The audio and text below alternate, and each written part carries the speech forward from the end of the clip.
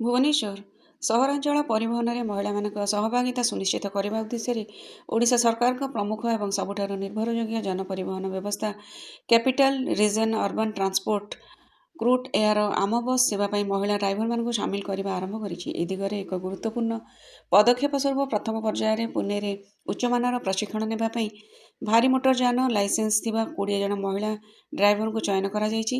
ଏହି ପ୍ରଶିକ୍ଷାର୍ଥୀମାନେ ଆଧୁନିକ electric bus ପରିଚାଳନାରେ ସେମାନଙ୍କର ଦକ୍ଷତା ବୃଦ୍ଧି କରିବା ଉଦ୍ଦେଶ୍ୟରେ ସ୍ୱତନ୍ତ୍ର ତାଲିମ ନେବା ପାଇଁ ଆଜି ବିମାନ ଯୋଗେ ପୁନେ ଅଭିମୁଖେ ଯାତ୍ରା କରିଛନ୍ତି।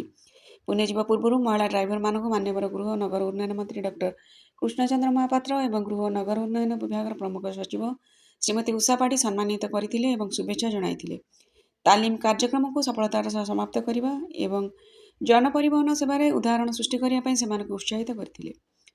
2 ଫେବୃଆରୀରୁ 15 ଫେବୃଆରୀ 2026 ପର୍ଯ୍ୟନ୍ତ ସ୍ଥିର ହୋଇଥିବା 14 ଦିନିଆ ଉଚ୍ଚମାନର ପ୍ରଶିକ୍ଷଣ କାର୍ଯ୍ୟକ୍ରମ GIZ ବୈଷୟିକ ସହାୟତାରେ ପୁନେରେ ମୂଳ ଉପକରଣ ନିର୍ମାତା ଏକା ମୋବିଲିଟି ପ୍ଲାଣ୍ଟରେ ଅନୁଷ୍ଠିତ ହେବ। ଏହି କାର୍ଯ୍ୟକ୍ରମରେ ଇଲେକ୍ଟ୍ରିକ୍ ବସ୍ ପରିଚାଳନା, ଉନ୍ନତ ଡ୍ରାଇଭିଂ ସୁରକ୍ଷା ପ୍ରୋଟୋକଲ ଏବଂ ପରିଚାଳନାଗତ ଉତ୍କର୍ଷତା ଉପରେ ଧ୍ୟାନ ଦିଆଯିବ।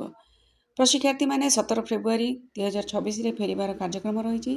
ଖାରବେଳ ଭବନର ତୃତୀୟ ମହଲା ସମ୍ମିଳନୀ କକ୍ଷରେ ଅନୁଷ୍ଠିତ ଏହି ସମ୍ବର୍ଦ୍ଧନା ଉତ୍ସବରେ କ୍ରୁଟ୍ର ପରିଚାଳନା ନିର୍ଦ୍ଦେଶକ ଶ୍ରୀ ସଞ୍ଜୟ ବିଶ୍ୱାଳ, ମହାପ୍ରବନ୍ଧକ ଶ୍ରୀ ସହଦେବ ସମାଧିଆ ଏବଂ ବିଭାଗର ବରିଷ୍ଠ ଅଧିକାରୀମାନେ ଉପସ୍ଥିତ ଥିଲେ।